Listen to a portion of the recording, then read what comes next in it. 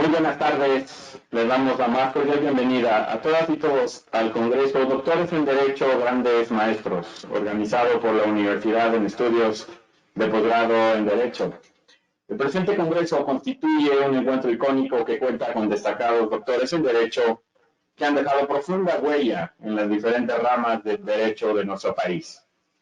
El día de hoy, viernes 20 de noviembre, tenemos el honor de contar en la mesa final de cierre de nuestro Congreso Doctores en Derecho Grandes Maestros a dos extraordinarios juristas de gran talla.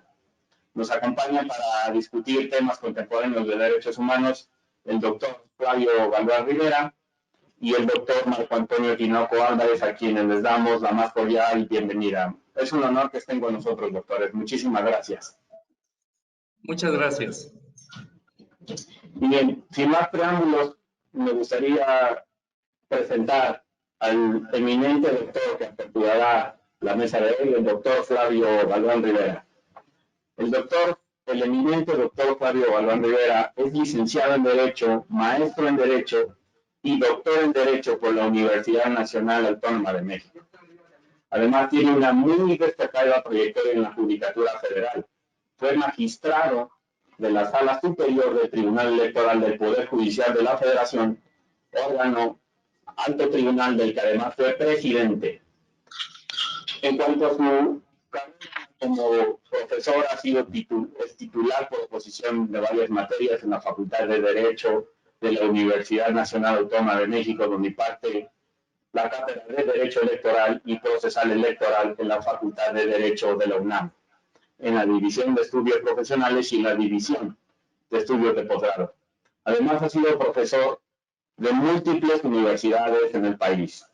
La Universidad Autónoma de Chiapas, de Chihuahua, Morelos, Oaxaca, Tamaulipas, el Instituto Internacional de Derecho y el Estado, la Universidad de Jalapa, la Universidad Panamericana, el Centro de Capacitación de la Asamblea Legislativa del Distrito Federal.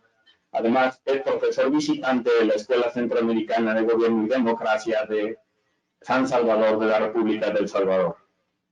Ha sido expositor en numerosas conferencias, congresos, diplomados, seminarios y simposios, así como en actividades académicas nacionales e internacionales en múltiples países. Es autor de una gran cantidad de libros, entre los que podemos destacar Derecho Procesal Electoral Mexicano, Justicia Electoral a 25 años de distancia, Estudios y Reflexiones y Anécdotas, El Concubinato en el vigente Derecho Mexicano, Diccionario Electoral Legal, Código Federal de Instituciones y Procedimientos Electorales en orden temático alfabético y estudios de Derecho Electoral sustantivo y procesal. El doctor Flavio Galván ha recibido múltiples premios, distinciones y condecoraciones. Y bueno, qué decir, déjenme decirles que el doctor Flavio Galván es uno de los juristas más citados en el derecho en México y en Iberoamérica. Es un honor para nosotros contar con usted, doctor Flavio Galván. Tiene hasta 30 minutos, por favor, para su disertación. Muchas gracias. Gracias, muy amable, maestro Alfredo Díaz. Perdón, no escuché de cuántos minutos dispongo. Sí, hasta 30 minutos, por favor. Correcto, gracias, qué amable. El tema que hoy queremos tratar son los derechos político-electorales como derechos humanos. La mesa está destinada a este tema sumamente importante. Durante mucho tiempo se ha considerado a los derechos políticos como prerrogativas del ciudadano, no como derechos de todos los seres humanos. Nuestra Constitución, hasta fechas muy recientes, acaba de modificar el texto del artículo 35 para sustituir la expresión prerrogativas del ciudadano por el de derechos de la ciudadanía. Y parece que esto es una reacción retardada en el tiempo, porque más que cambiar la palabra derechos en sustitución de prerrogativas, lo que se trató de hacer es adecuar a lo que ahora se denomina el lenguaje incluyente. Un tema que de momento no quiero tocar, que no voy a tocar. Los derechos políticos han sido privilegio de ciudadanos y pareciera que esto fuera literal. No obstante que desde 1789, cuando inicia el concepto moderno de Estado y el concepto moderno de hombre para cambiar de súbdito a ciudadano, de gobernado a ciudadano, se hace una declaración de los derechos del hombre y del ciudadano, 1789, pero parece que solo incluía a los hombres. El parece no es innecesario, por supuesto, porque la historia nos demuestra que así fue durante mucho tiempo. Que la mujer tuvo que pasar por muchas etapas de la historia para llegar a conquistar su derecho a votar y el derecho a ser votada. Sin embargo, también tenemos el antecedente inmediato en el propio siglo XVIII. En 1791, Olympe de Gouges publica su Declaración de los Derechos de la Mujer y Ciudadana y reclama el mismo trato para las mujeres que el trato que reclama el hombre frente al Estado, frente a los gobernantes, porque mujeres y hombres son iguales. Y sin embargo, tuvieron que pasar muchas décadas para ir reconociendo poco a poco el derecho de voto a la mujer en todo el planeta. No hablo de un país, de un continente, sino de todos los continentes del planeta. Y vean nada más la importancia que tiene el derecho a votar y el derecho a ser votado. En el concepto moderno de Estado, constituido, aunque muchos explican que con 3 elementos, yo siempre he considerado con algunos autores que con 5 elementos, porque no solo es población, territorio y gobierno, sino también sistema normativo y, por supuesto, soberanía. La soberanía que a partir del Estado moderno y en especial del sistema democrático, se considera que radica en el pueblo. Así lo tenemos previsto en nuestra Constitución actualmente. La soberanía nacional radica originaria y esencialmente en el pueblo. Todo poder público emana del pueblo, se ejerce a nombre del pueblo y debe ser a favor del pueblo. Nuestro artículo 39 así lo establece. Si tomamos en cuenta que el pueblo es el soberano y que la soberanía es la posibilidad, la facultad o el poder de determinar la forma de Estado y de gobierno, podemos decir entonces que en un Estado democrático, votar es una forma o quizá la forma suprema de ejercer la soberanía. Votar, por supuesto, de manera directa, no indirecta.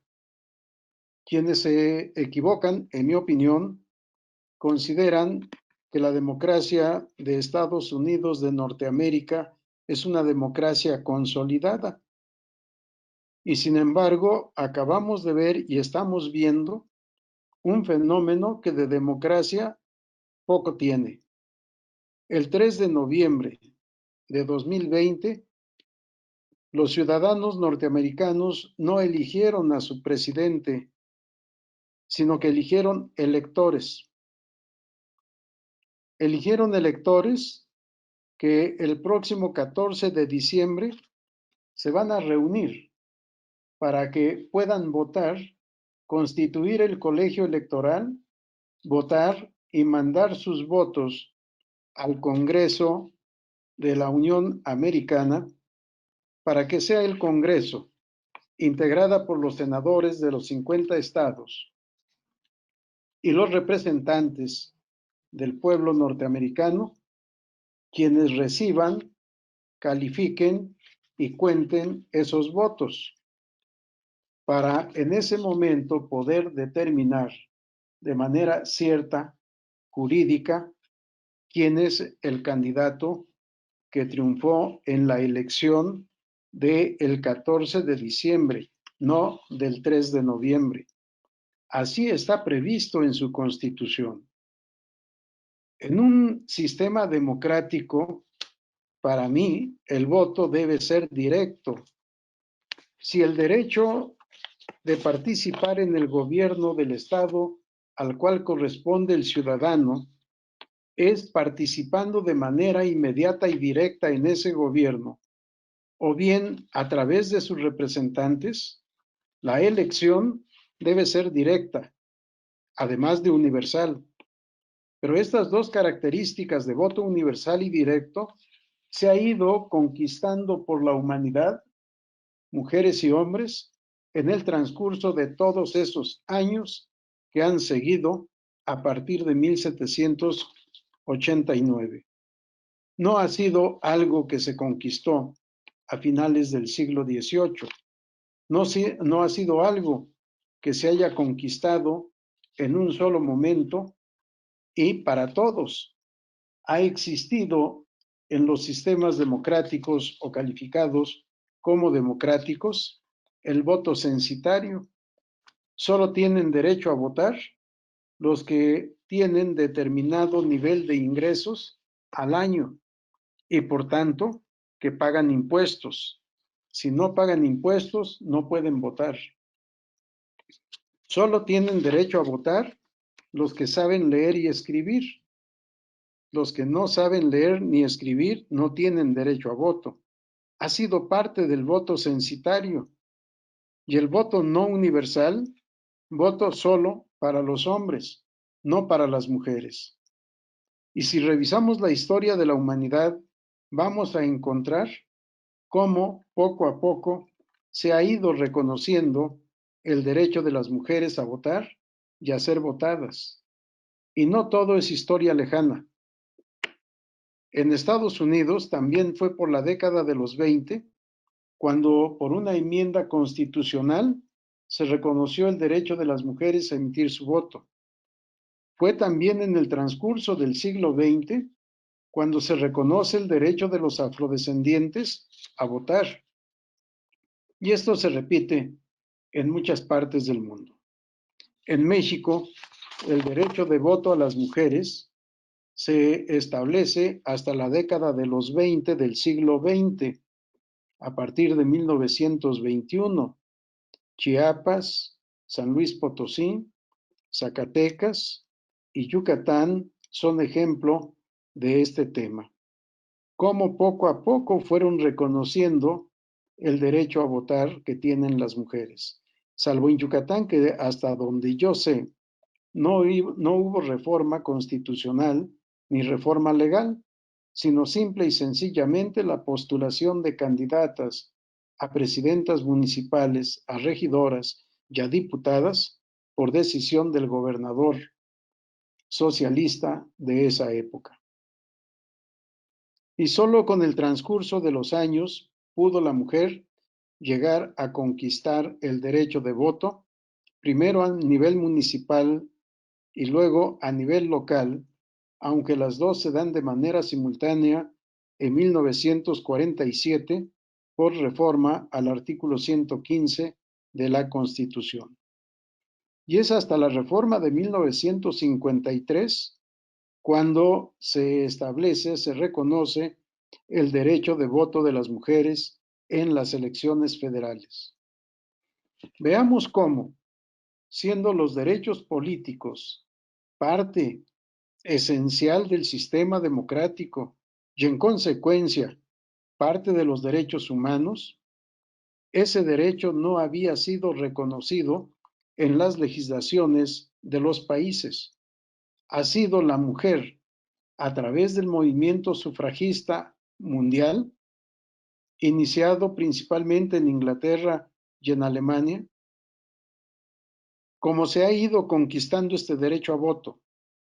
¿Cuántas veces, revisando la historia de la humanidad, vamos a encontrar quién fue la primera que ingresó en la Universidad de Salamanca, por ejemplo, o la primera que ingresó en la Universidad Nacional de México, o en la Universidad de México en términos generales, ya no pontificia, pero sí Universidad de México?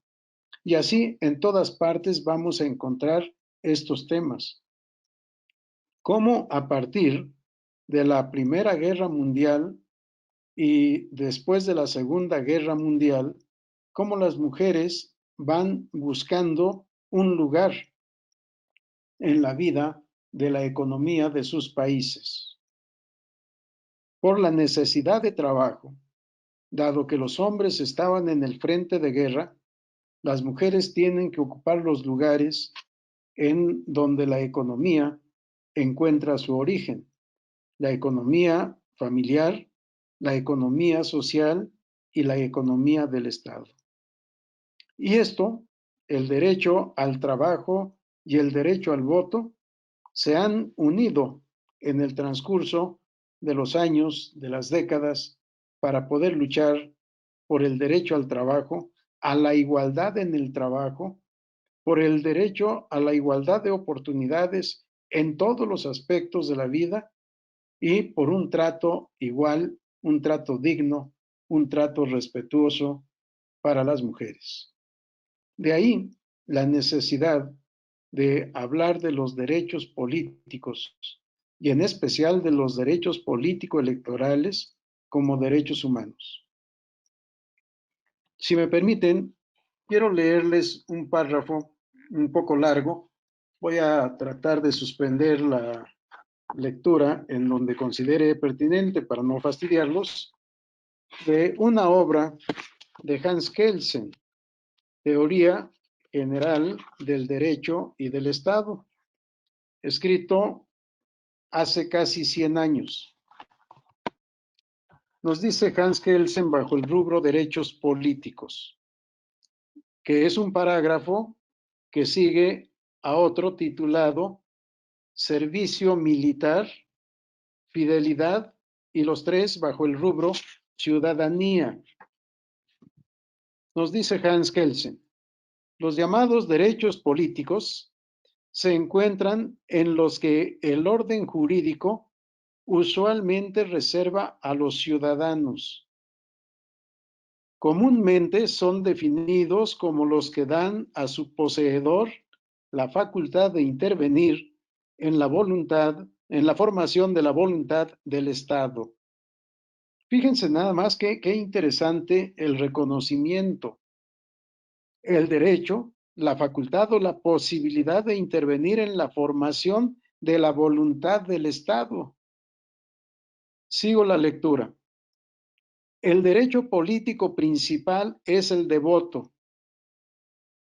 Esto es el de participar en la elección de los miembros del cuerpo legislativo y de otros órganos estatales, como el jefe del Estado y los jueces.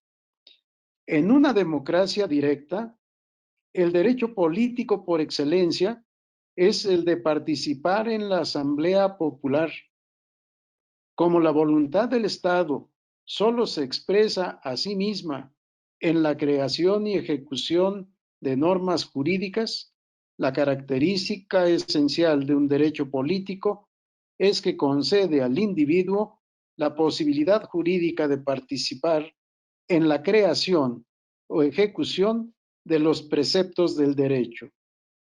Y como ya se dijo, los derechos políticos anteriormente definidos no difieren esencialmente de los civiles. Y sigue explicando Kelsen este tema. Veamos cómo, entre los derechos políticos, uno de los más importantes es el derecho a votar y, por supuesto, a ser votado. En su positivismo, Hans Kelsen no puede negar la existencia, sin que los llame así, por supuesto, de estos derechos humanos considerados connaturales a la esencia humana por la posibilidad de raciocinio. Y de alguna manera lo reconoce así, porque los ciudadanos forman parte de la voluntad del Estado. Y para Kelsen, Estado y derecho es lo mismo, aunque Kelsen, en su grandeza, se equivoca y confunde o reduce el derecho al conjunto de normas jurídicas. Y por supuesto, al conjunto de normas jurídicas expedidas por el Poder Legislativo o por la Asamblea Constituyente. No entraré más a estos temas, pero veamos cómo el derecho de voto es quizá el derecho fundamental de los derechos políticos del ciudadano. Y cuando digo ciudadano, yo no me refiero solo al hombre. Ciudadano para involucrar a mujeres y hombres. Es más, en México, hasta este momento, las mujeres representan el 52% de ciudadanos inscritos en la lista nominal de electores, a nivel nacional, obviamente. Los hombres representamos el 48%. El derecho a votar no es en materia electoral. El derecho a votar es en múltiples aspectos. Ahora ya tenemos también constitucionalmente prevista la consulta popular, pero desde hace varias décadas tenemos previsto el derecho de voto en las comunidades indígenas y el derecho de consulta adecuada en las comunidades indígenas, que de acuerdo al convenio 169 son vinculantes para el gobierno, para el Estado del que forman parte las comunidades indígenas. Y veamos cómo en los estados de la República se han ido instituyendo. En alguna ocasión yo dije que de manera inconstitucional, pero qué bueno que lo hicieran, se han ido instituyendo múltiples métodos de participación ciudadana directa mediante el voto, en plebiscito, en referéndum, en consulta popular, en audiencias públicas, en recorridos que hacen las autoridades municipales por el municipio, en fin, muchas formas de participar a través del voto, no del voto para elegir a un representante, sino del voto para tomar una decisión que trasciende a la vida de la comunidad, a la vida del municipio, a la vida del Estado y ahora a la vida de la República. El derecho a ser votado es quizá también un derecho que no ha sido debidamente explicado, que no ha sido debidamente explotado en el buen sentido de la palabra en la academia y poco en la judicatura. Cuando yo emití un voto particular explicando el derecho a ser votado, les decía, el derecho a ser votado no significa solo recibir votos de los conciudadanos el día de la jornada electoral, porque pareciera que el derecho a votar solo se ejerce al momento de ir a la mesa directiva de casilla, recibir las boletas, ir a la mampara, en secreto marcar las boletas, convertirlas a votos al momento en que esa boleta cruzada es depositada en la urna. Antes de ser depositada en la urna no es voto, es una boleta no utilizada o una boleta ya utilizada que puede no ser depositada, y si no es depositada no cuenta, no es voto. La boleta marcada se convierte en voto hasta el momento en que es introducida por la ranura correspondiente de la urna respectiva. Ahí se convierte en voto. Pero el derecho a ser votado es mucho más complejo. No implica solo el derecho a recibir el voto, porque para poder recibir el voto se requiere primero haber sido o ejercido el derecho de aparecer en la boleta. Pero antes de aparecer en la boleta, se tuvo que haber respetado y ejercido el derecho a ser registrado candidato en el instituto correspondiente. Pero antes, el derecho de ser postulado candidato por el partido político correspondiente o por la ciudadanía que manifiesta su apoyo al candidato independiente. Y en el contexto de los partidos políticos, antes de ser postulado candidato, el derecho a ser proclamado precandidato triunfador. Pero antes de ser triunfador, tuvo que ser votado al interior de su partido de acuerdo a las reglas estatutarias correspondientes. Pero antes de ser votado, debió haber participado en la correspondiente precampaña. Y para participar en la precampaña, previamente tuvo que haber sido registrado como aspirante a precandidato y ser registrado como precandidato. Y quizá antes ser militante o simpatizante o externo que haya manifestado su voluntad conforme a la normativa estatutaria para participar en la selección intrapartidista de candidatos a cargos de elección popular. Pero después de haber recibido el voto, no acaba ahí el derecho a ser votado. Se tiene que concretar este derecho de recibir al voto al momento del escrutinio y cómputo. Que los integrantes de la mesa directiva de casilla califiquen la validez o nulidad de todos y cada uno de los votos. Que reconocidos válidos se cuenten para cada partido o candidato según sea el sistema. Que una vez contado se asiente con veracidad el resultado en el acta de escrutinio y cómputo. Que reunidos todos los resultados de mesas directivas de casilla, se computen todos estos votos el día del cómputo respectivo, municipal, distrital, estatal, el que corresponda, llegando incluso hasta el nacional. Que una vez computados todos los votos, el que obtuvo mayoría de votos sea declarado candidato triunfador. Y al ser declarado triunfador, que se respete su derecho a recibir la constancia de mayoría y validez. Y que recibida la constancia de mayoría y validez, en su momento tenga derecho a rendir protesta y a ocupar el cargo. Y una vez que ha ocupado el cargo, que se respete su derecho a ejercer ese cargo durante el tiempo para el cual fue electo. Vean cómo el derecho a ser votado tiene un universo de análisis, de estudio sumamente amplio que hace falta abordar con todo cuidado, con sistemática, para presentarle a la ciudadanía la trascendencia del derecho a votar y ser votado. Hubiera querido hablar de más derechos político-electorales, pero al releer esta página de la obra de Kelsen, me quedé quizá demasiado emocionado una vez más con esta lectura y quise dar esta explicación que involucra, por supuesto, los derechos político-electorales, pero no son los únicos. Solo enunciaré rápidamente en los creo que 4 minutos que me quedan.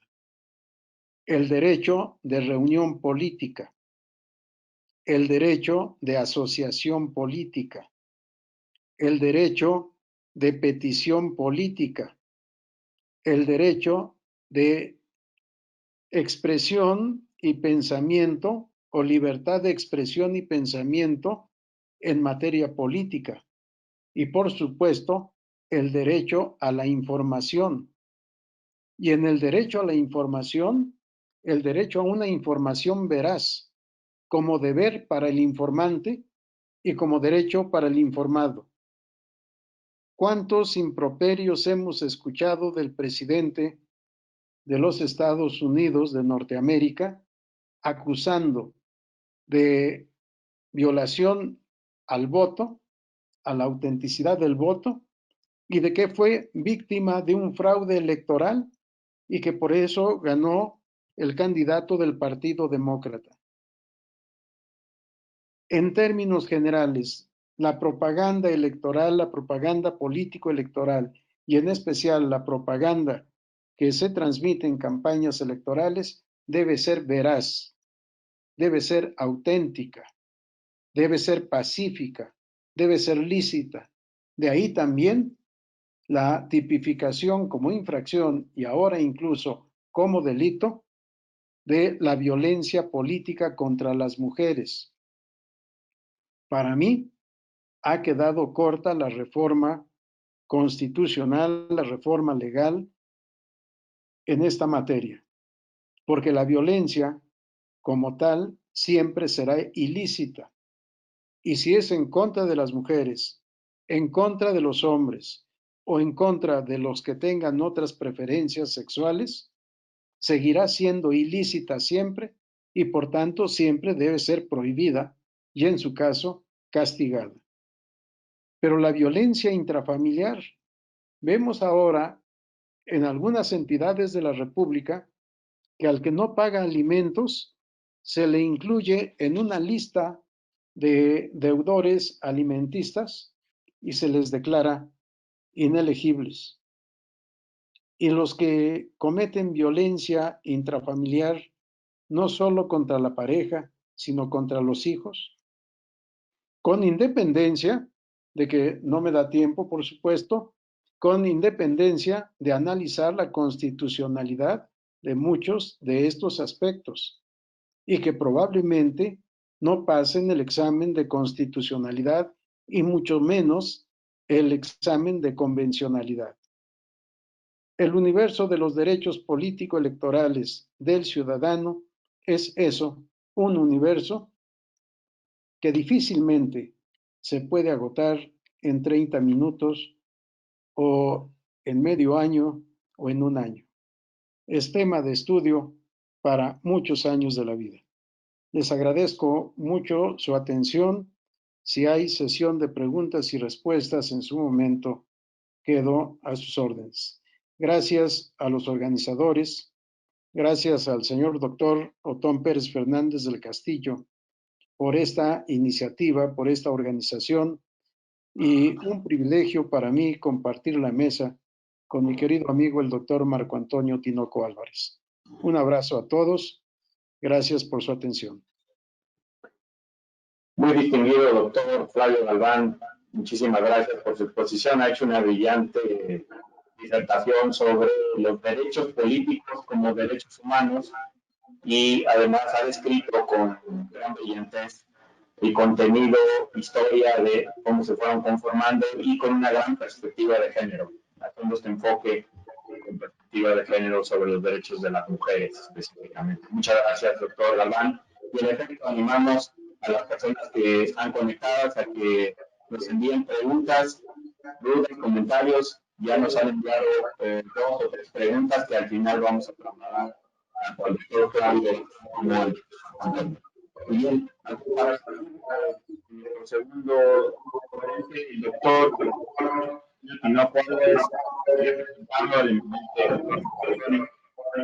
es licenciado en Derecho por la Universidad Mexicana Nicolás Hidalgo, maestro en Ciencias de Administración Pública, técnico nacional, y tiene 2 doctorados, uno en Ciencias por el Centro de Investigación y Desarrollo del Estado de Michoacán y un doctorado en Derecho con mención honorífica por el Centro de Investigación y Desarrollo del Estado de Michoacán.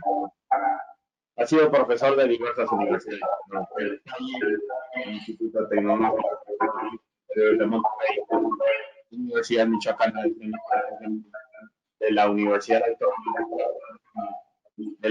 de Guadalajara y de la Universidad de Durango, entre otras.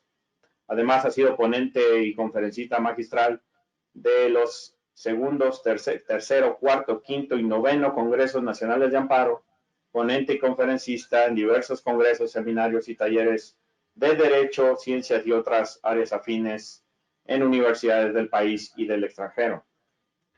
Ha sido rector del ilustre Instituto Nacional de Estudios Jurídicos, Políticos y Sociales de México. Ha sido coordinador del doctorado en Derecho y de la maestría en Gobierno y Asuntos Públicos del Centro de Investigación y Desarrollo del Estado de Michoacán. Ha sido consultor senior para México por el Centro de Estudios de Justicia de las Américas de la OEA, entre otros cargos como consejero de la Comisión Estatal de Derechos Humanos de Michoacán e integrante de la Comisión de Selección del Sistema Estatal Anticorrupción. También es autor de múltiples libros, entre los que destacan Derecho Procesal del Trabajo, La Simulación de los Actos Jurídicos, Memorias del Segundo Congreso Nacional de Amparo, Derecho Procesal Constitucional Mexicano, Nueva Ley de Amparo Anotada. Muy bien, pues sea muy bienvenido, distinguido doctor Marco Antonio Tinoco Álvarez. Es un honor para nosotros tenerlo. Tiene hasta 30 minutos para su disertación. Muchas gracias, mi maestro Alejandro. Agradezco a la Universidad de Estudios de Posgrado en Derecho, quien por conducto de nuestro amigo Alejandro Díaz me hizo la invitación. Accedo yo a este foro no sin el temor habitual de estar frente a un grande del derecho, a mi maestro don Flavio Galván Rivera, a quien saludo con mucho afecto, con mucho cariño, de quien hemos aprendido grandes cosas jurídicas. El día de hoy, mi maestro, un abrazo fuerte.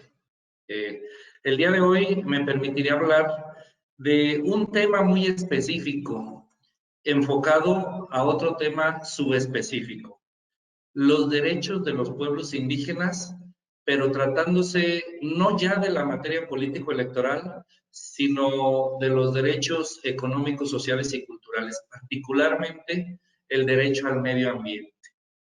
Y me referiré puntualmente a la sentencia de febrero de este año que emitió la Corte Interamericana de Derechos Humanos en el asunto de las comunidades indígenas Laca, Onat, Nuestra Tierra, contra Argentina. La Corte Interamericana ha sostenido un diálogo muy interesante con los tribunales de los estados parte.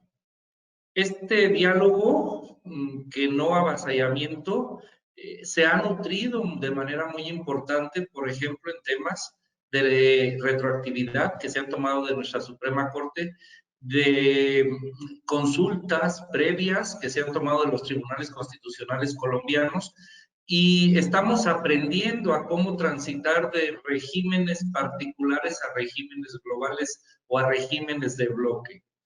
Pero hay una parte que todavía no logramos entender, que es precisamente cómo funcionan los derechos o cómo funciona el derecho consuetudinario indígena, porque como bien decía el doctor Flavio, tenemos muy arraigado el iuspositivismo de los años 1800 y 1900, es decir, los abogados aún tenemos la necesidad de acudir a la norma jurídica escrita dictada por el Estado, aunque tengamos conocimiento de que muchas cosas se hacen, dicen en mi pueblo, a la palabra, ¿verdad? Entonces, en los pueblos todavía vale más la palabra que un papel, dicen por ahí. Y esto me quiero referir, digo obviamente al maestro Flavio, me refiero como mi maestro, porque para mí es más importante la estatura de alguien que enseña. El maestro no solo informa, sino nos forma. Es decir, nos da una conducta ética, una posibilidad metodológica, pero también aprendizaje de vida. Entonces, me refiero al doctor Flavio como mi maestro, él es de los grandes maestros, quizás su servidor no lo sea, pero es muy importante. Cuando leí el encabezado de esto, me refería a ello. ¿Y por qué quiero comentar esto?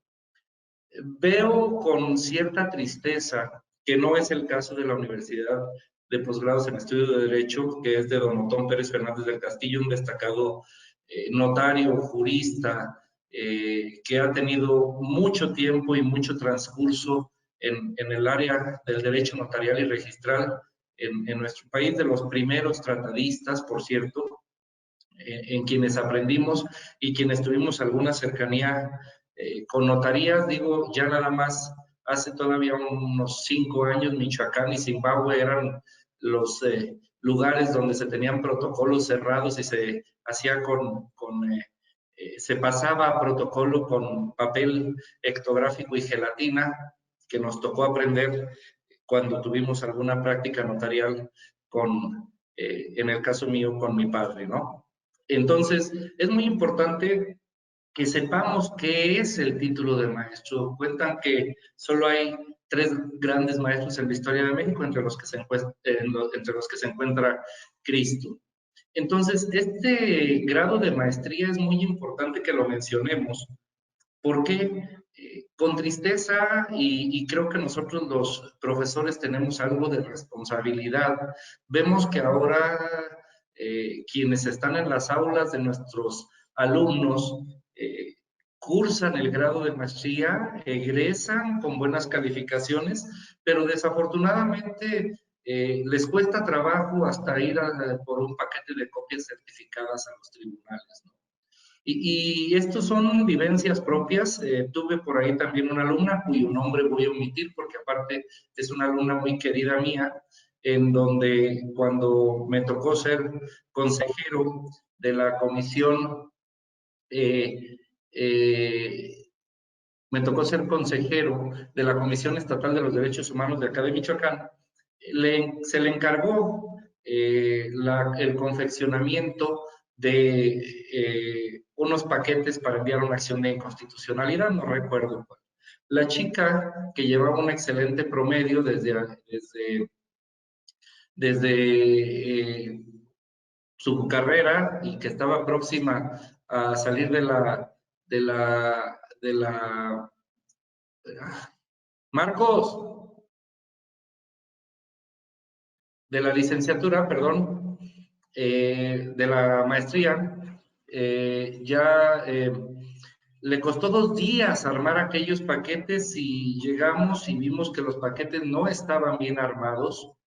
Le costaba gran trabajo entender. Lo importante fue que, bueno, se envió aquel paquete, se depositó la pieza de correo certificado y se pudo enviar. Pero es triste que un egresado con promedio sobresaliente no sepa ni armar un escrito que se debe enviar, y claro, ya no se le dejó depositarlo en la oficina de correos porque pues se vio que iba a ir mal integrado el documento. Entonces, esta aventura se las quiero compartir porque es muy importante que en los estudios de posgrado no solo enseñemos la información, el método científico, sino también que de alguna manera les enseñemos a nuestros alumnos el know-how. Y es muy importante que se hagan estos eventos porque la gente de gran trayectoria como el doctor Flavio, como el maestro Flavio, les pueden enseñar gran parte, no solo la teoría, sino también cómo se hace en la práctica, que esa hilación, esta conexión es la más importante para nosotros los abogados. Bien, ¿por qué hablamos de estos derechos económicos, sociales y culturales? Parece ser que nuestra Corte Interamericana está muy interesada en casos de desaparición forzada, quizás por los regímenes que aún existen en todo Latinoamérica, que es uno de los sistemas, porque tenemos el sistema europeo que trabaja con un sistema dual, ¿no? El de la comunidad más el del Tribunal Europeo, y con otros parámetros ahí diferentes a los nuestros, de nuestro bloque. Y el sistema americano, que es de 88, es un poquito más reciente, ¿verdad? Nosotros caminamos diferente, caminamos de la Convención Americana al protocolo de la Convención Americana y ahora a la Declaración Americana sobre los Derechos de los Pueblos Indígenas. Esta declaración, ¿y por qué me refiero al sistema normativo de la Corte Interamericana, aunque estamos inscritos en el sistema mundial? Y claro que nos es aplicable el Convenio 169 del Consejo General de la Organización Internacional del Trabajo, al que alude el doctor Flavio, porque de alguna manera la Corte Interamericana, al resolver el caso Almonacid Arellano, Rosendo Radilla Pacheco y más recientemente el Cabrera García Montiel Flores, dijo que la jurisprudencia de la Corte Interamericana es aplicable a todos los estados parte. Palabras más, palabras menos, es un derecho irradiante que lo que diga la Corte Interamericana se tiene que aplicar, tanto en los casos contenciosos como en otro de los elementos que ha sido menos fecundo, pero fue muy fecundo al inicio de la Corte Interamericana, que son las opiniones consultivas. Es algo que todavía en nuestro sistema jurídico no hemos podido emular por los tribunales superiores, llámense Suprema Corte de Justicia, Sala Superior del Tribunal Electoral, Sala Superior del Tribunal Federal de Justicia Administrativa, Tribunal Superior Agrario. Esos tribunales superiores probablemente sería muy importante que hiciéramos una reflexión para que adoptaran las opiniones consultivas como derecho jurídico irradiante. La Corte Interamericana al principio, allá en los años 80, tuvo una actividad muy fecunda porque todo fue opiniones consultivas antes de que empezaran a llegar los casos contenciosos.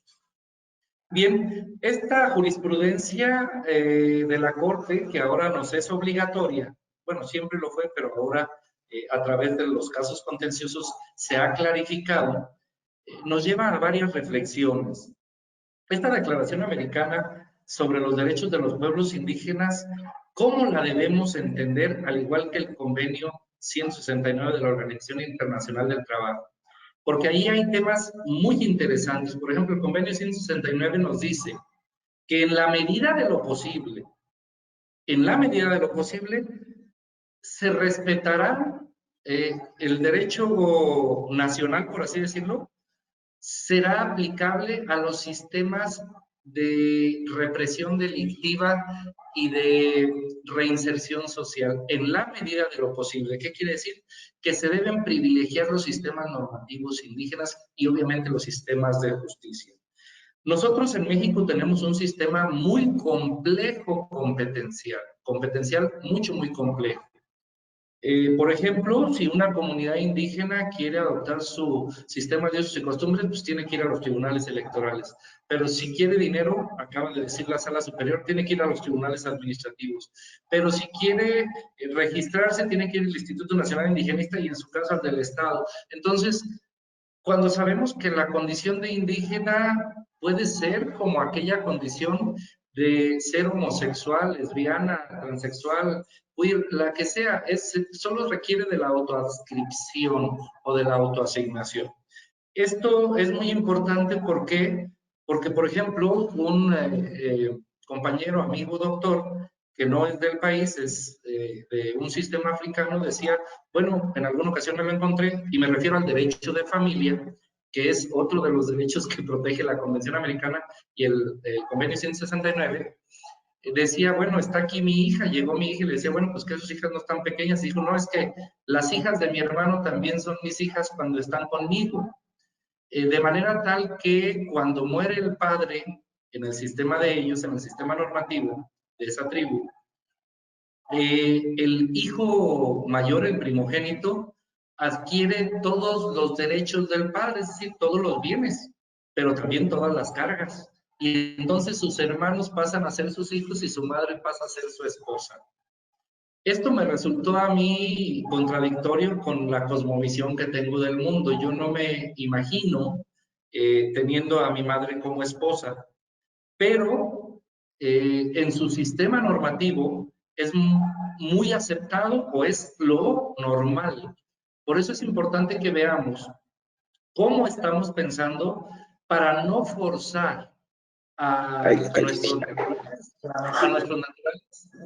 a un sistema o a la asimilación forzada, porque pareciera ser que en este camino tan tortuoso hemos forzado a todas nuestras etnias, a todos nuestros pueblos de origen, a un proceso de asimilación forzada. Los hemos presionado tanto para que acepten nuestros sistemas normativos, nuestra organización, nuestra justicia, que es muy difícil que hoy tengan ese atrevimiento. Solo volteemos a ver, por ejemplo, lo que acaba de suceder con la familia Levarón en el norte del país, y donde parece ser que nuestras instituciones están de espaldas o con los ojos cerrados. O volteemos a ver al estado de Sonora, donde también ya pasaron grandes desgracias por un conflicto de aguas entre nuestra población seri. Y hoy me llama mucho más la atención lo que está sucediendo en Tabasco. Es decir, nuestros lacandones jamás han tenido una inundación y jamás ha habido un solo lacandón muerto por una inundación. Pero nosotros sí. ¿Qué es lo que está sucediendo entonces? Bueno, una mala planeación y diseño urbano, ¿verdad? E incluso diseño rural, porque estamos viendo que esas inundaciones están hasta en el área rural. ¿Qué es lo que debemos hacer? Porque pareciera ser que esto obviamente es una crisis humanitaria, obviamente los hermanos de Tabasco necesitan que les ayudemos, que les tendamos la mano, pero las autoridades sanitarias y las autoridades de protección civil y las autoridades de desarrollo urbano y rural no las hemos visto emitiendo aquellos grandes lineamientos para darle vida a un Estado mexicano más sostenible, acorde con la naturaleza, pero también con las necesidades económicas, y algo muy importante, para reconocer estos microsistemas normativos indígenas.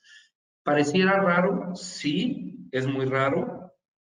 Yo no me lo imagino cuando estudié Derecho y todavía hace un par de años, en donde la Sala Superior del Tribunal Electoral reconoció por ahí una autonomía indígena al pueblo de Cherán, después en Tingambato, y no me cabía a mí en la cabeza cómo iba a funcionar.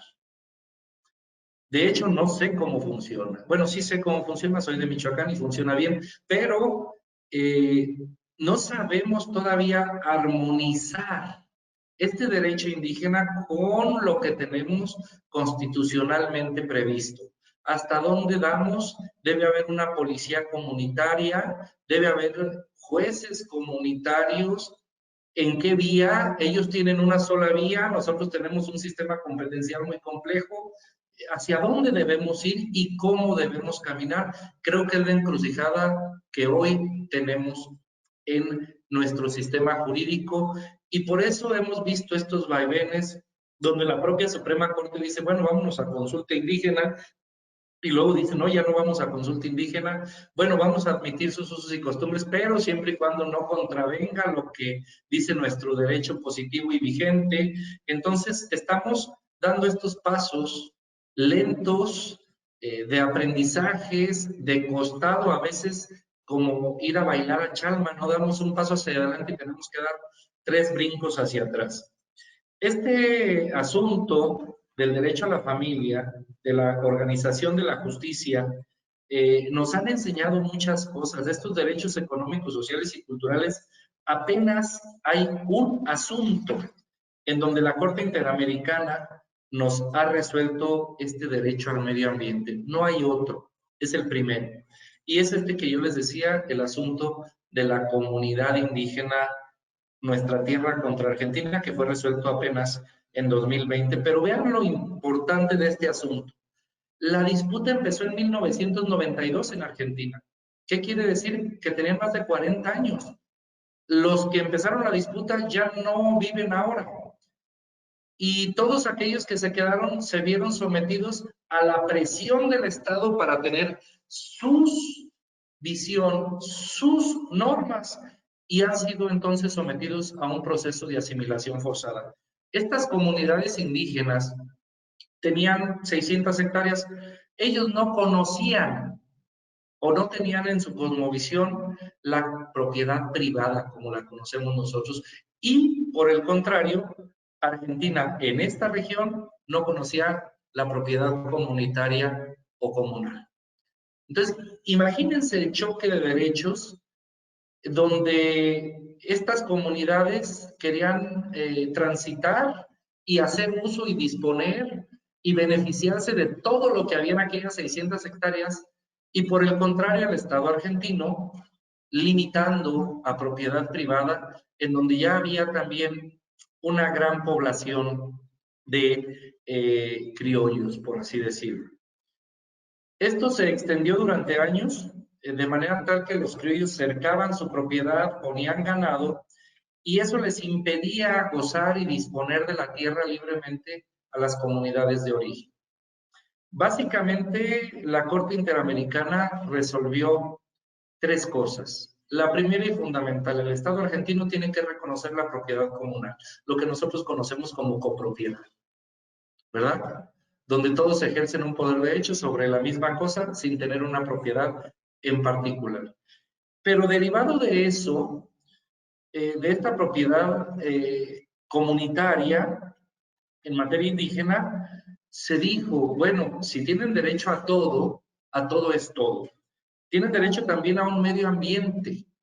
Al medio ambiente, ¿cuál medio ambiente? A ese medio ambiente de las 600 hectáreas, el que sea.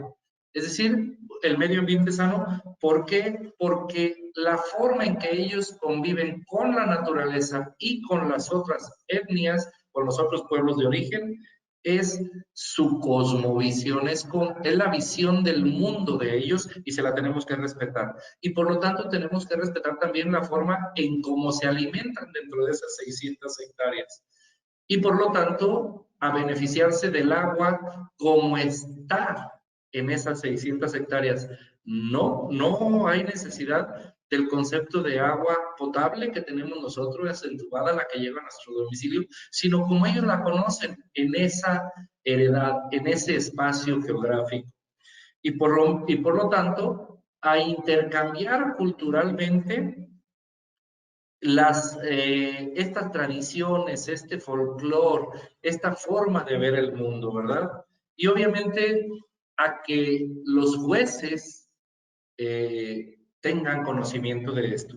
¿Por qué digo esto? No sucede en materia electoral, ojo. En materia electoral parece ser que hemos caminado muy rápido. Y en materia electoral conocemos dos cosas que debimos haber tenido toda la vida en el derecho procesal de todas las otras materias, lo que se conoce como el reencauce y lo que se conoce como el persaltum.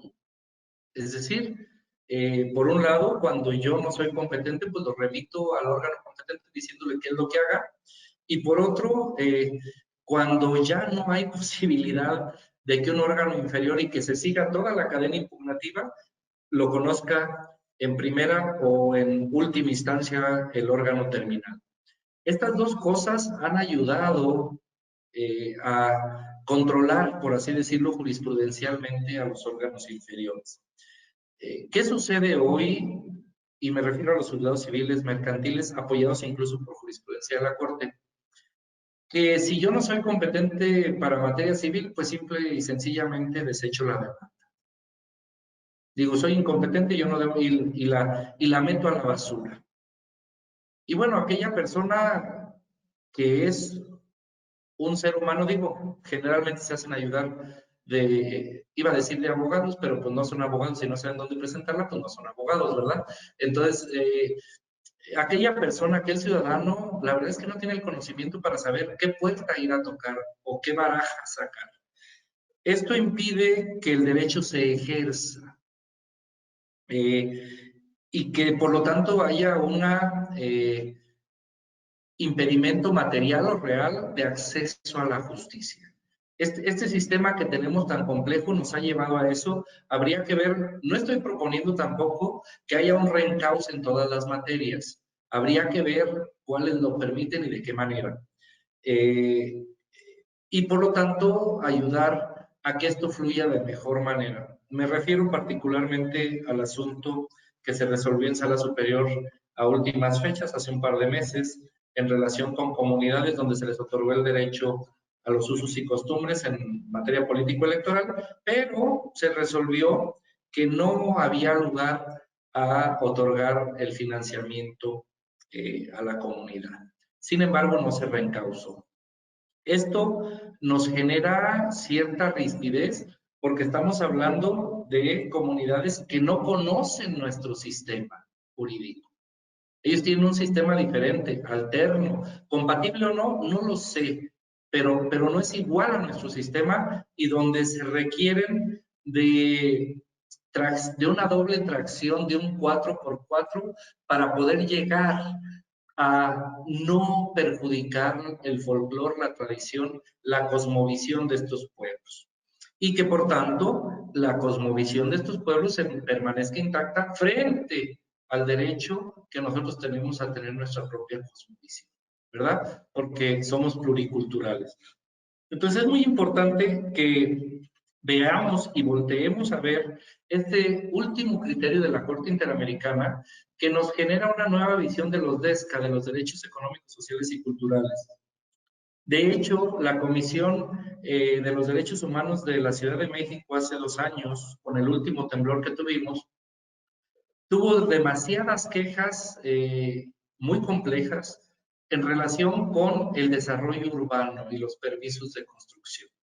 Es decir, estamos apenas volteando a explorar cómo tenemos que tratar estos derechos y hacia dónde debemos caminar y quiénes son los órganos competentes. ¿Nos hace falta? Sí. Yo decía en una plática previa, bueno, en estos casos donde tenemos el estado de Tabasco, el agua en Sonora, esta falta de seguridad pública en el norte donde vive la familia de Varón, ¿dónde están nuestras comisiones de derechos humanos, nuestras defensorías públicas para generar condiciones a través del amparo, de la promoción de JDCs, de acciones, de controversias, a través de la gestión ante las autoridades correspondientes del Instituto Nacional Indigenista? No lo sé.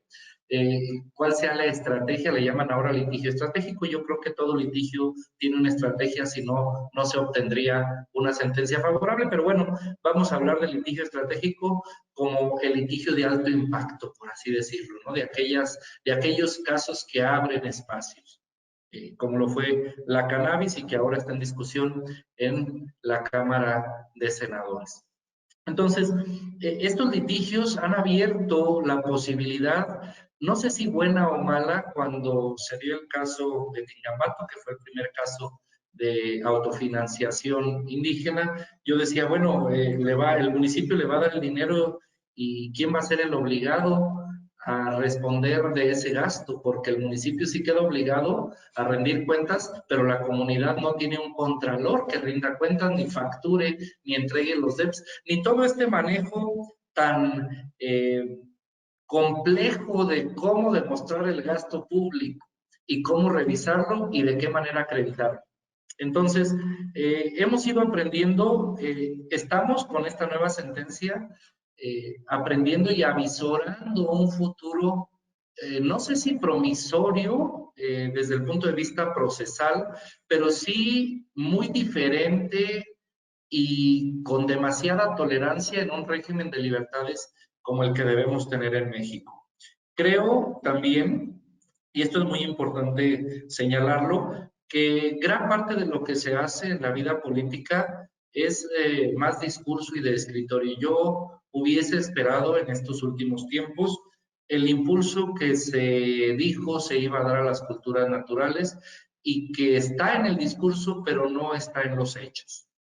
Yo quisiera ver tribunales muy fortalecidos con juristas de muchos años, no importa que no fueran mis incondicionales ni mis correligionarios, pero que fueran gente seria, porque a final de cuentas yo creo que cuando todos estamos desvalidos, lo que más esperamos es ir a pedir justicia y que esa última puerta, porque es la última puerta entre la barbarie y el pueblo civilizado, los tribunales son el último dique ya cuando no funciona la fuerza pública y todo. El tribunal es el último que repara al ciudadano de a pie, al ser humano, a la institución, cuando se ve avasallada. Estos tribunales quisiéramos verlos fortalecidos. Lo único que puede hacer un juez constitucional, un juez procesalista, pues es dictar una sentencia. El único documento que lo defiende es la sentencia, y el único documento que está sujeto a escrutinio público, virtud a su argumentación, es la propia sentencia. Entonces, este régimen indígena habría que verlo desde una perspectiva muy amplia, de bastante entendimiento, y tendríamos que voltear a ver también a las escuelas, a las licenciaturas, para preparar sistemas de seguridad pública en materia indígena, de prevención del delito, de medios alternos, de una serie de cosas, de opiniones consultivas en esta materia, y que pudiéramos ir haciendo compatibles estos sistemas. ¿Para qué? Para que llegáramos a un mejor y mayor entendimiento. Yo creo que en México lo que requerimos mucho no es de ver quién tiene la razón, sino de ver cómo vivimos y cómo convivimos mejor. Es decir, de ver cómo llegamos a partir de la tolerancia y del régimen de libertades a entendernos de una mejor manera sin que la opinión de uno prevalezca sobre la otra. Si, al fin y al cabo, ambas opiniones son igual de oportunas, y veríamos cómo estar compaginando esto. Por mi parte, yo quisiera concluir diciéndole, obviamente dándoles las gracias a quienes nos están viendo, pero sí enfatizar en que tenemos mucho que aprender, que estos casos y la cultura indígena aún nos tiene mucho que enseñar, y que tendríamos que esperar cómo vemos este positivismo, y si vamos a caminar a un neoiusnaturalismo, y cómo vamos nosotros a sentar básicamente este derecho consuetudinario en materia indígena, y hacia dónde tenemos que enfocar las baterías, no de los nuevos tribunales. Hay quien dice que se avecinan nuevos tribunales.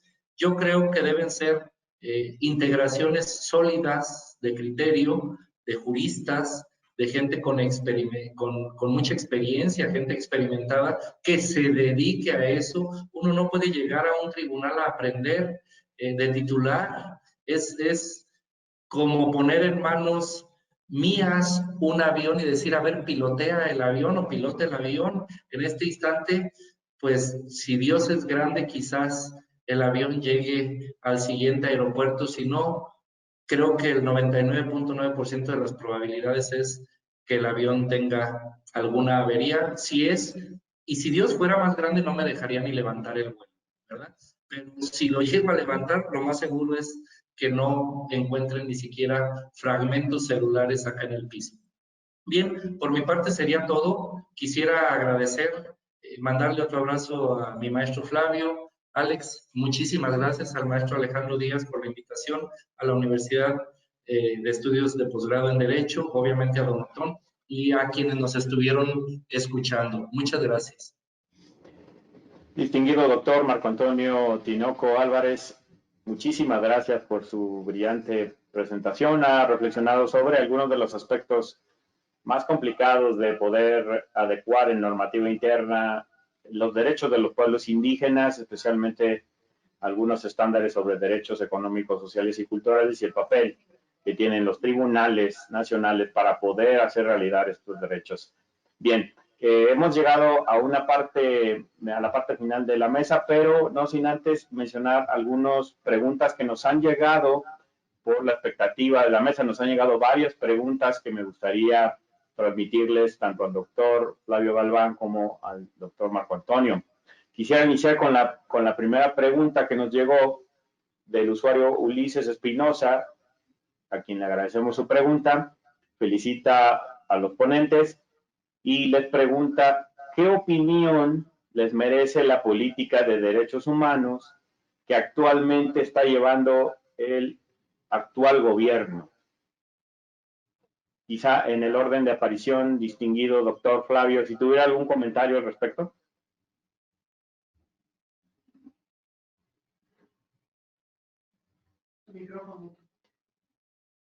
Gracias, Alejandro, pero sinceramente no tengo respuesta, porque desconozco esa política de derechos humanos.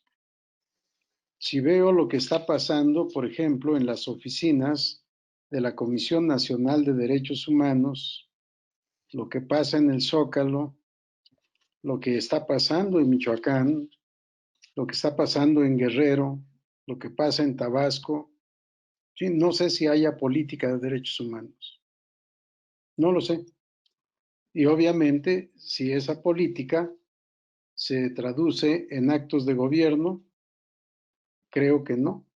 Yo veo un vacío extraordinario. Así que no tengo opinión. Una disculpa por no tenerla, pero ante lo que no existe no puedo opinar. Claro, doctor, ya con su respuesta nos ha dado justo en el blanco de la, creo que de la respuesta, ¿no? No, parece no haber política de derechos humanos. Y doctor Marco Antonio, ¿tuviera alguna reflexión al respecto de la pregunta que nos plantearon? Creo que el doctor Flavio fue muy contundente y lapidario. Yo creo que, a ver, puede haber política, sí, o puede haber discurso político sin políticas públicas también, ¿verdad? Yo creo que ha hecho falta operación, mucha operación a nivel de piso. La Comisión Nacional de los Derechos Humanos, otrora o en años anteriores al sexenio actual, promovía infinidad de acciones de inconstitucionalidad y controversias constitucionales. Se han visto disminuidas en más de un 70%. Esto quiere decir que las comisiones de derechos humanos, debo decirlo con mucha tristeza, no han sido lo que se esperaba cuando se crearon en los 90. Estas recomendaciones, pareciera ser que todos seguimos anclados en las recomendaciones, cuando las comisiones lo que deben de ser es un acompañante del pueblo de México a través de la promoción de juicios de paro, acciones, controversias, medios alternos y sistemas de investigación y de coadyuvancia, tanto en el sistema, en las carpetas de investigación como en muchas otras cosas. Pero esa es una idea muy personal que yo tengo de los organismos protectores. ¿Qué quiere decir? Pareciera ser que lo que funcionaba de manera muy incipiente prácticamente se acabó. Y lo digo con tristeza, sí, la verdad es que yo no veo un esquema panorámico de hacia dónde nos dirigimos en políticas públicas de protección y de defensa de derechos humanos. Había costado mucho trabajo, más de 30 años, en que la Corte no se convirtiera en una recipiendario de los políticos que no tenían trabajo. Afortunadamente eso se mantuvo 15 o 20 años y pareciera ser que hoy no se está volteando a ver de las experiencias del pasado.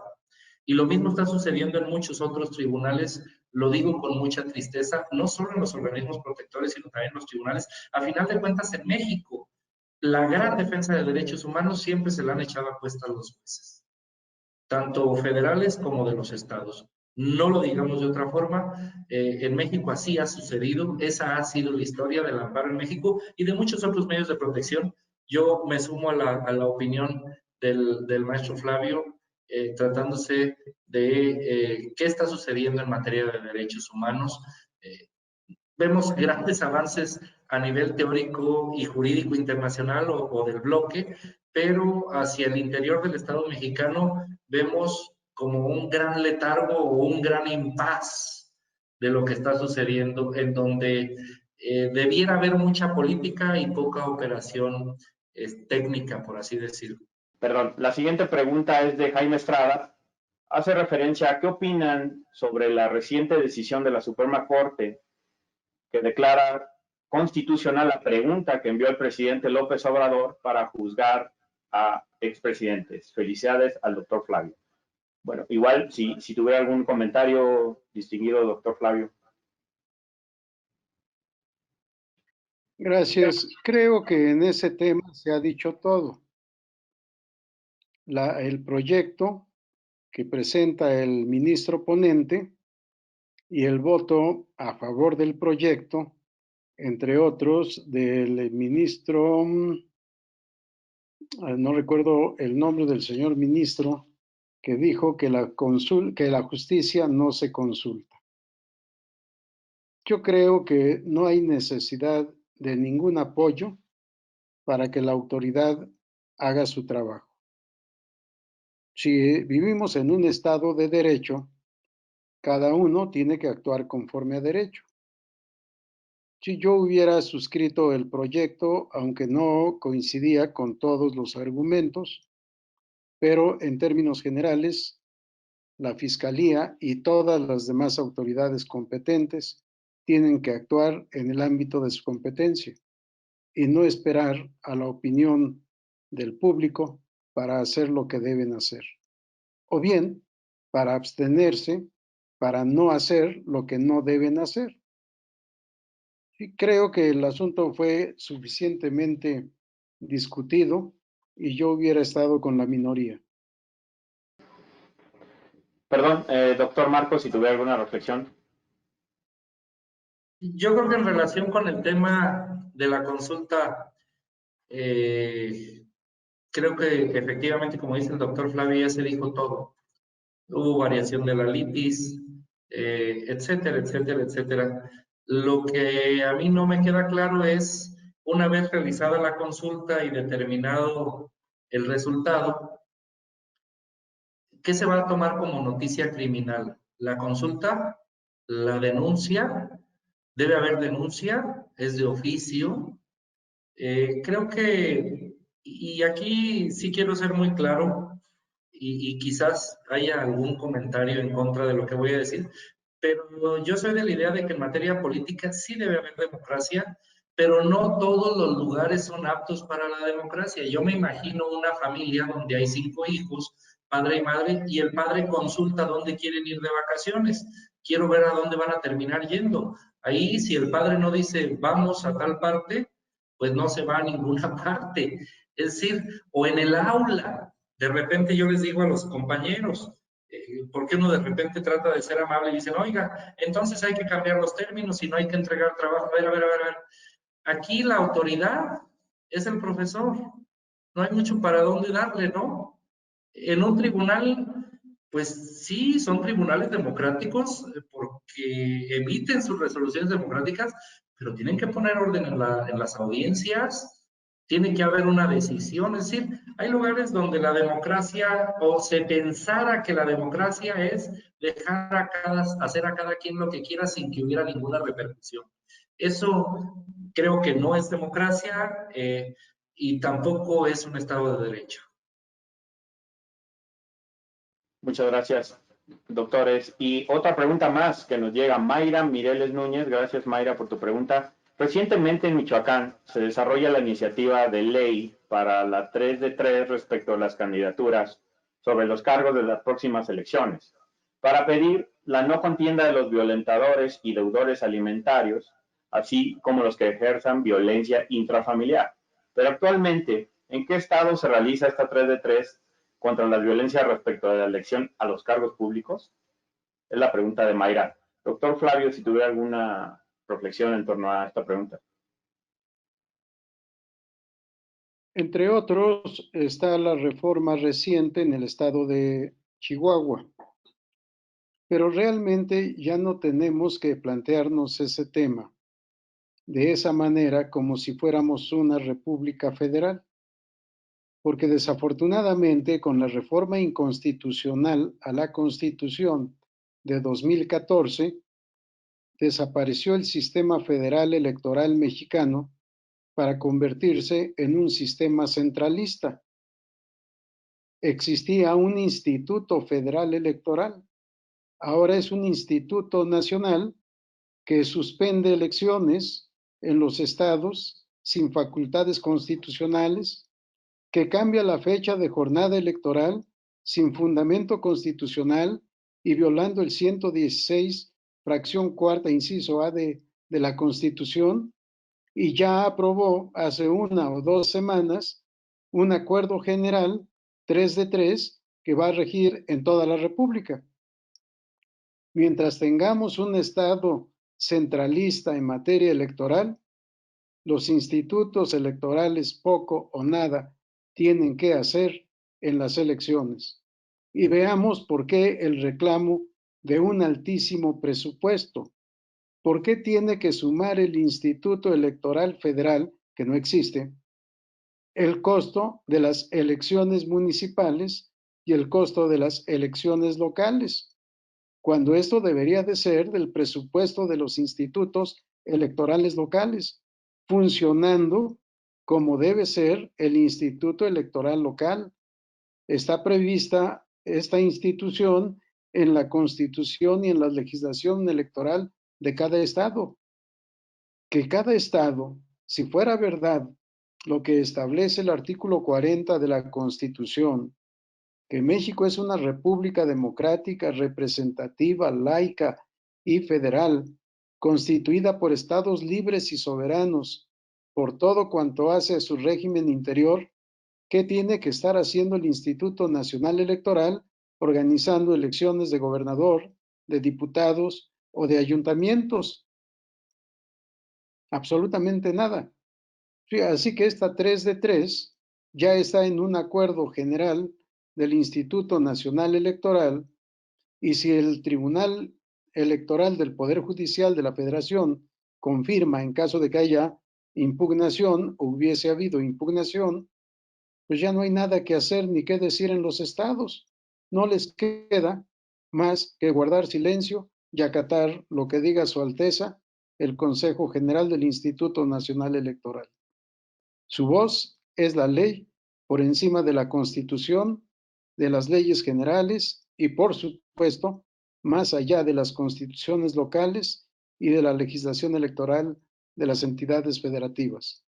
Necesitamos una reforma constitucional que devuelva el federalismo electoral, que debe ser propio y congruente con lo que establece el 40 de la Constitución y muchos artículos más, entre ellos el 124. Todo lo que no está conferido a las autoridades federales se entiende reservado a las autoridades de los estados. Y ahora, de la Ciudad de México, que la hemos convertido en un alebrije jurídico constitucional, porque ni es Estado, ni es Distrito Federal, aunque sigue siendo Distrito Federal, porque es sede de los poderes de la Unión y capital de la República. Muchas gracias por su muy brillante reflexión, doctor. Doctor Marco Antonio, si tuviera alguna reflexión en torno a esta pregunta. Se han dicho muchas cosas, que si los gobernadores son irresponsables al contratar empréstitos, gastar, tener una forma personal muy disipada, los municipios, etcétera. Muchas razones se han esgrimido, pero lo cierto es que en los 80s, particularmente con el gobierno del licenciado Miguel de la Madrid, se alcanzaron logros políticos inusitados y trascendentales, no en materia política, pero sí en materia municipal. Y a final de cuentas, todo lo que se ganó en los 80s, 90s y años 2000, en los últimos 30 años, como dice el doctor Flavio, tuvo no sé si un retroceso, pero sí una vuelta al pasado para que se tuviera otra vez el control desde el nivel central. Es decir, puede haber muchas razones reales, materiales, para objetar por qué tengo el control de mi casa, pero a final de cuentas debemos entender que con todo no podemos imponer la responsabilidad a palos. Es decir, el país es diverso y yo no me diría demócrata si no discutiera y si no defendiera la libertad de expresión, la libertad de conciencia, la libertad de que cada quien viva como quiera desde la materia jurídica y por lo tanto en la vida en sociedad. Es decir, los institutos, el INE, el INAI, que también el IFAI, todos aquellos institutos federales ahora se les pusieron nacionales porque también concentraron todas las atribuciones para tener el control de los estados y de los municipios. Y creo que ese control no es solo un control orgánico, sino un control de pensamiento y de discernimiento. Y eso no está permitido en la Constitución de México. Podrán haber reformado toda la parte orgánica para que esto sucediera, pero la parte de materia de derechos humanos sigue permitiendo la libertad y la objeción de conciencia. Entonces, esto debe terminarse a la voz de antier, sobre todo cuando se habla de gobiernos liberales. Muchas gracias, doctor Marco. Y otra pregunta más, por favor, Martín Santana. Gracias, Martín, por tu pregunta. Dice, en la actualidad las instituciones electorales, por cuestiones de equidad de género, exige que se den un 50% de candidaturas para las mujeres y en algunos cargos públicos la convocatoria se extiende únicamente para mujeres. Pregunta, ¿no estamos cayendo en disparidad de género a la inversa? Bueno, esto es una pregunta muy típica, ¿no? Que se hace cuando, como consecuencia de las acciones afirmativas, pero doctor Flavio, ¿alguna reflexión en torno a esta cuestión? Efectivamente, hay una discriminación a la inversa. Antes veíamos algunos programas solo para caballeros o solo para hombres. Ahora vemos convocatorias solo para mujeres.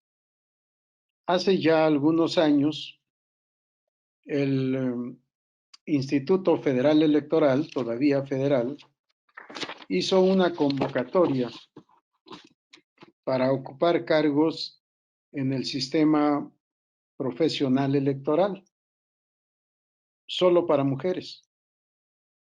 Yo emití un voto particular, como emití voto particular en el caso de Cherán, que convirtió de manera inconstitucional el sistema electoral de partidos políticos a sistema electoral por usos y costumbres, sin dar oportunidad al Estado de reformar, si lo considerara pertinente, su constitución. Por una orden de sala superior mayoritaria, yo voté en contra, se convirtió ese sistema a usos y costumbres.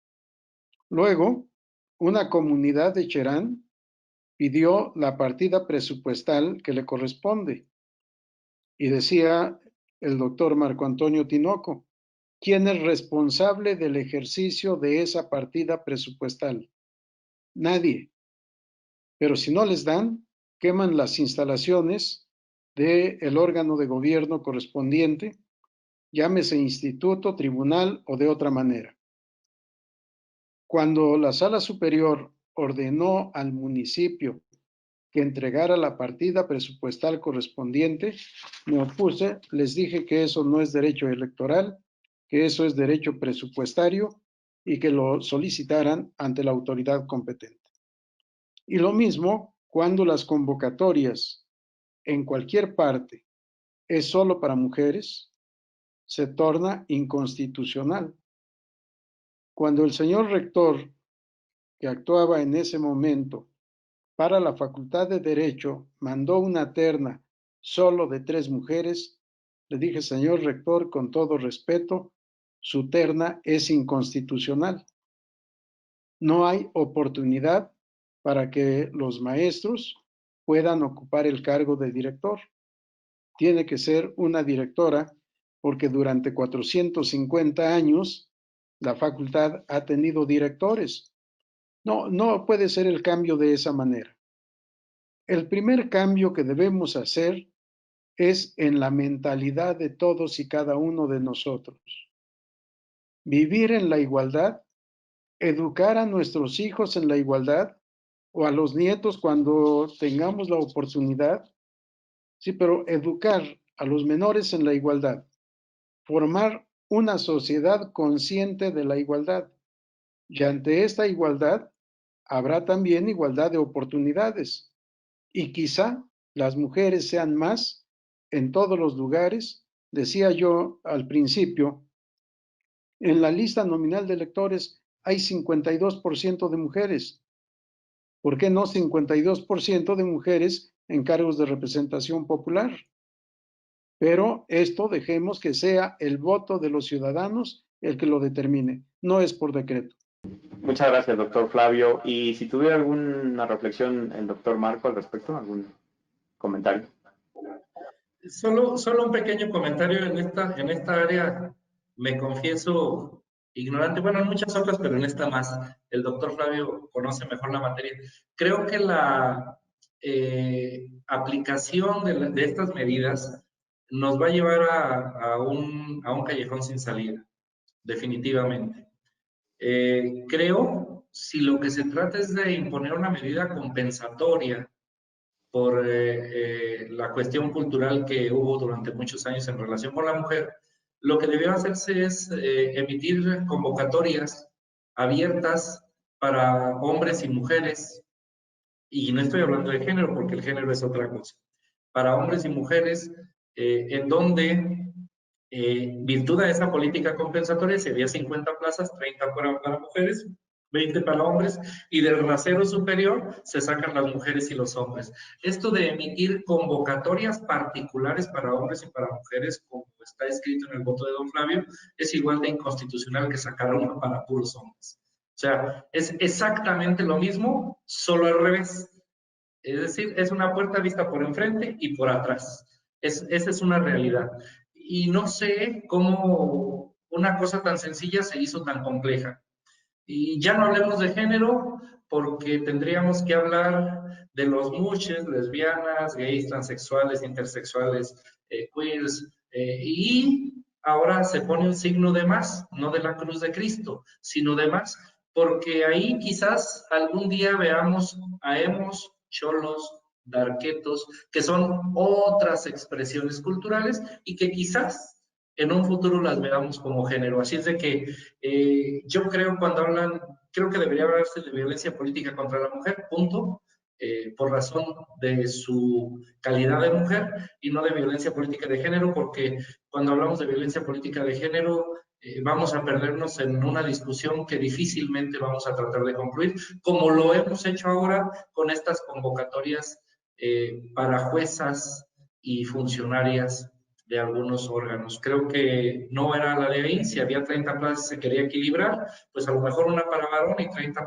y 29 para mujeres, tratándose de políticas compensatorias, pero nuestro constituyente permanente fue más allá y la instauró, esta equidad o esta igualdad, o llámenle como quieran, la instauró de manera permanente en la Constitución. Es decir, yo no entiendo por qué si todas las mujeres son más capaces debe haber hombres. A eso me reduzco. Creo que la posibilidad tiene que estar por encima de los hombros y no por debajo del ombligo.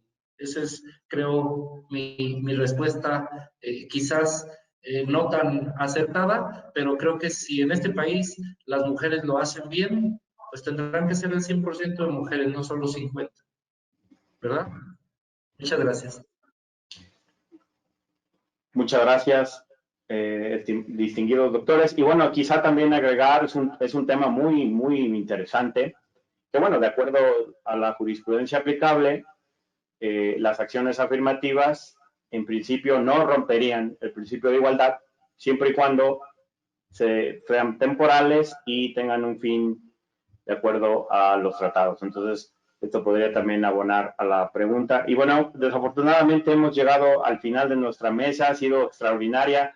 Nos tenemos muchas más preguntas. Lamentablemente nos disculpamos con nuestra audiencia que no vamos a poder dar respuesta a todas, pero ha sido una mesa extraordinaria con dos grandes doctores en Derecho, el doctor Flavio Galván Rivera, que sabemos es un extraordinario jurista, muy respetado, un gran prestigio.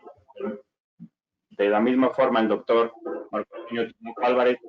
Y bueno, hemos llegado a la parte final a nombre de la Universidad de Estudios de Posgrado en Derecho y en el contexto del Congreso, doctores en Derecho, grandes maestros. Les agradecemos por esta semana de grandes reflexiones y despedimos con esta mesa final sobre derechos humanos. Muchísimas gracias, doctores. Muchas gracias.